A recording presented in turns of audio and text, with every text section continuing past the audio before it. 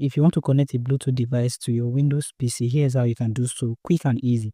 Now, what you can do, you can come to the connection section here and then you can click on Bluetooth device.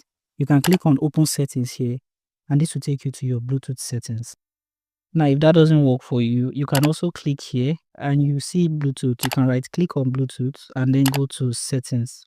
This will also take you to your Bluetooth settings. Now, once here, what you want to do is click on add device.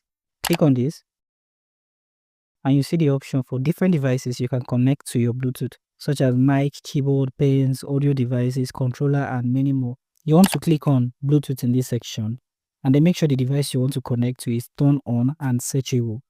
Now this will continue searching until it's able to find the Bluetooth device. Once you find the device on the list, click on the device and this will immediately connect you to the device. You'll also be able to disconnect from the device. Depending on the type of device you're trying to connect to, verification may sometimes be required, which will require you to accept the connection from the other device.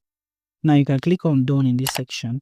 And anytime you need to manage your Bluetooth settings, you can always come back to settings and Bluetooth and device in this section. Now once here on the device, you can click on the three dots on the device you've added. You'll be able to disconnect as well as remove the device. Now at any point you're having connection issues, you can always come back here, click on the three dots. You can disconnect totally from the device by clicking on disconnect in this section and this will disconnect you from the device. To connect, you can click back and then click on connect. If this doesn't work, you can click on the three dots and then click on remove device and then add the device back again. If you do find this video helpful, feel free to leave a like, subscribe, and have the post notification turned on.